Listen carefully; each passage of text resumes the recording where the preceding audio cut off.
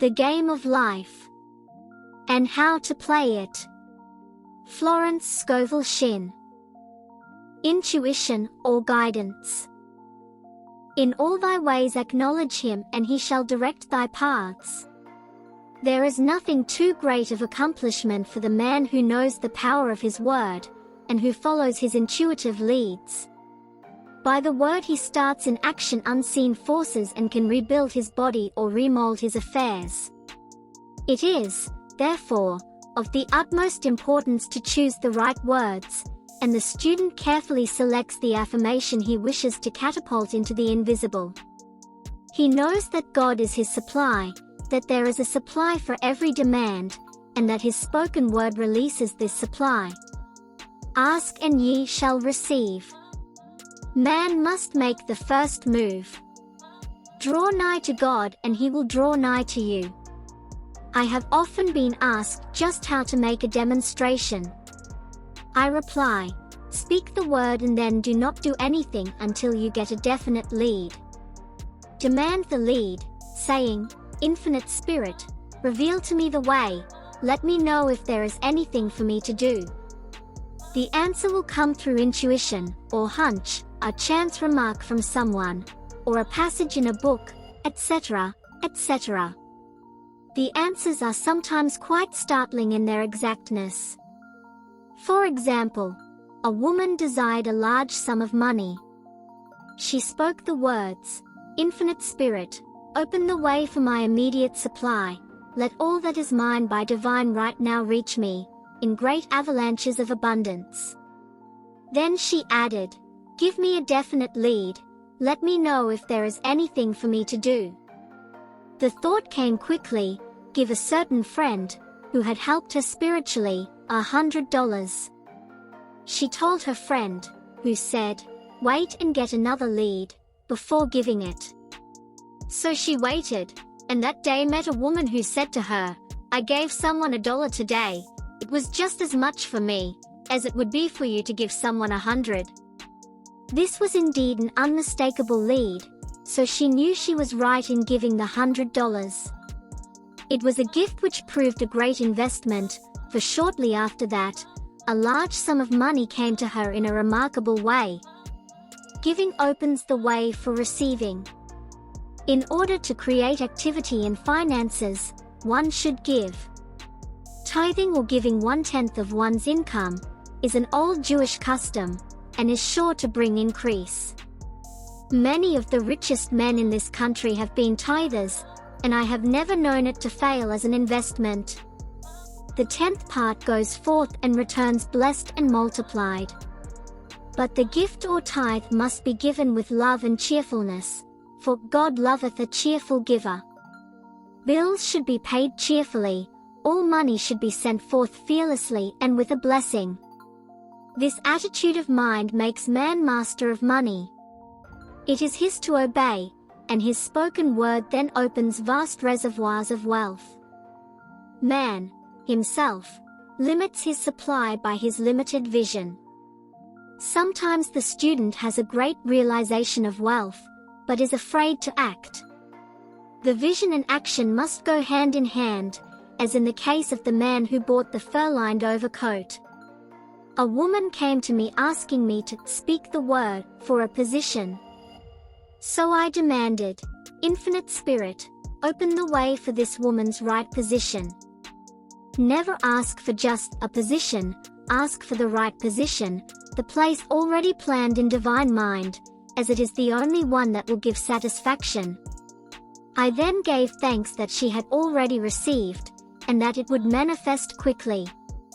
Very soon, she had 3 positions offered her, 2 in New York and 1 in Palm Beach, and she did not know which to choose. I said, ask for a definite lead. The time was almost up and was still undecided, when one day, she telephoned. When I woke up this morning, I could smell Palm Beach. She had been there before and knew its balmy fragrance. I replied, well, if you can smell Palm Beach from here, it is certainly your lead. She accepted the position, and it proved a great success. Often one's lead comes at an unexpected time. One day, I was walking down the street, when I suddenly felt a strong urge to go to a certain bakery, a block or two away. The reasoning mind resisted, arguing, "There is nothing there that you want." However, I had learned not to reason, so I went to the bakery, looked at everything, and there was certainly nothing there that I wanted, but coming out I encountered a woman I had thought of often, and who was in great need of the help which I could give her. So often, one goes for one thing and finds another. Intuition is a spiritual faculty and does not explain, but simply points the way. A person often receives a lead during a treatment. The idea that comes may seem quite irrelevant, but some of God's leadings are mysterious. In the class, one day, I was treating that each individual would receive a definite lead. A woman came to me afterwards, and said, "While you were treating, I got the hunch to take my furniture out of storage and get an apartment." The woman had come to be treated for health. I told her I knew in getting a home of her own, her health would improve, and I added, "I believe your trouble, which is a congestion, has come from having things stored away." Congestion of things causes congestion in the body. You have violated the law of use, and your body is paying the penalty. So I gave thanks that divine order was established in her mind, body and affairs. People little dream of how their affairs react on the body. There is a mental correspondence for every disease. A person might receive instantaneous healing through the realization of his body being a perfect idea in divine mind, and, therefore, whole and perfect, but if he continues his destructive thinking, hoarding, hating, fearing, condemning, the disease will return. Jesus Christ knew that all sickness came from sin, but admonished the leper after the healing, to go and sin no more, lest a worse thing come upon him. So man's soul, or subconscious mind, must be washed whiter than snow, for permanent healing, and the metaphysician is always delving deep for the correspondence. Jesus Christ said, "Condemn not lest ye also be condemned. Judge not, lest ye be judged." Many people have attracted disease and unhappiness through condemnation of others. What man condemns in others, he attracts to himself. For example, a friend came to me in anger and distress, because her husband had deserted her for another woman. She condemned the other woman, and said continually, she knew he was a married man, and had no right to accept his attentions. I replied, "Stop condemning the woman, bless her, and be through with the situation, otherwise, you are attracting the same thing to yourself." She was deaf to my words, and a year or two later, became deeply interested in a married man, herself. Man picks up a live wire whenever he criticizes or condemns, and may expect a shock. Indecision is a stumbling block in many a pathway. In order to overcome it, make the statement, repeatedly, "I am always under direct inspiration. I make right decisions, quickly." These words impress the subconscious, and soon one finds himself awake and alert, making his right moves without hesitation. I have found it destructive to look to the psychic plane for guidance, as it is the plane of many minds and not the one mind. As man opens his mind to subjectivity, he becomes a target for destructive forces. The psychic plane is the result of man's mortal thought, and is on the plane of opposites. He may receive either good or bad messages. The science of numbers and the reading of horoscopes keep man down on the mental, or mortal, plane, for they deal only with the karmic path. I know of a man who should have been dead, years ago, according to his horoscope, but he is alive and a leader of one of the biggest movements in this country for the uplift of humanity. It takes a very strong mind to neutralize a prophecy of evil. The student should declare, "Every false prophecy shall come to naught. Every plan my Father in heaven has not planned, shall be dissolved and dissipated. The divine idea now comes to pass."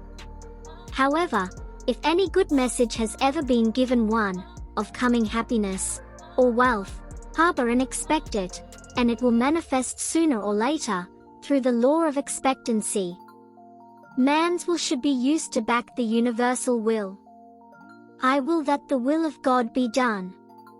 It is God's will to give every man every righteous desire of his heart, and man's will should be used to hold the perfect vision, without wavering. The prodigal son said, "I will arise and go to my father." It is, indeed, often an effort of the will to leave the husks and swine of mortal thinking. It is so much easier, for the average person, to have fear than faith, so faith is an effort of the will. As man becomes spiritually awakened, he recognizes that any external inharmony is the correspondence of mental inharmony. If he stumbles or falls, he may know he is stumbling or falling in consciousness. One day, a student was walking along the street condemning someone in her thoughts. She was saying, mentally, that woman is the most disagreeable woman on earth, when suddenly 3 Boy Scouts rushed around the corner and almost knocked her over. She did not condemn the Boy Scouts, but immediately called on the law of forgiveness, and saluted the divinity in the woman. Wisdom's way are ways of pleasantness, and all her paths are peace. When one has made his demands upon the universal, he must be ready for surprises. Everything may seem to be going wrong, when in reality, it is going right. For example, a woman was told that there was no loss in divine mind, therefore, she could not lose anything which belonged to her. Anything lost would be returned, or she would receive its equivalent. Several years previously, she had lost $2,000. She had loaned the money to a relative during her lifetime, but the relative had died, leaving no mention of it in her will. The woman was resentful and angry, and as she had no written statement of the transaction, she never received the money, so she determined to deny the loss, and collect the $2,000 from the Bank of the Universal. She had to begin by forgiving the woman, as resentment and unforgiveness closed the doors of this wonderful bank. She made this statement, "I deny loss. There is no loss in divine mind, therefore, I cannot lose the $2,000, which belong to me by divine right." As one door shuts, another door opens. She was living in an apartment house which was for sale, and in the lease was a clause, stating that if the house was sold, the tenants would be required to move out within 90 days. Suddenly, the landlord broke the leases and raised the rent. Again, injustice was on her pathway, but this time she was undisturbed. She blessed the landlord, and said, "As the rent has been raised, it means that I'll be that much richer, for God is my supply." New leases were made out for the advanced rent, but by some divine mistake, the 90 days clause had been forgotten. Soon after, the landlord had an opportunity to sell the house.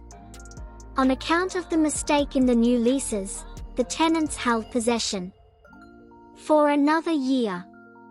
The agent offered each tenant $200 if he would vacate. Several families moved. 3 remained, including the woman. A month or 2 passed, and the agent again appeared.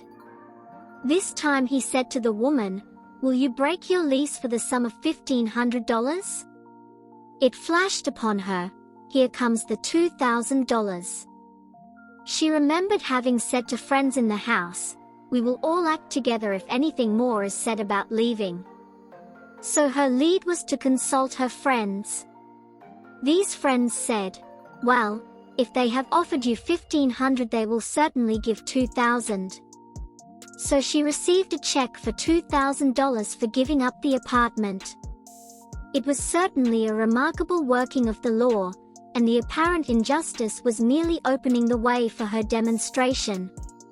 It proved that there is no loss, and when man takes his spiritual stand, he collects all that is his from this great reservoir of good. I will restore to you the years the locusts have eaten. The locusts are the doubts, fears, resentments and regrets of mortal thinking. These adverse thoughts, alone, rob man. For, no man gives to himself but himself, and no man takes away from himself, but himself. Man is here to prove God and to bear witness to the truth, and he can only prove God by bringing plenty out of lack, and justice out of injustice. Prove me now herewith, saith the Lord of hosts, if I will not open you the windows of heaven, and pour out a blessing, that there shall not be room enough to receive it.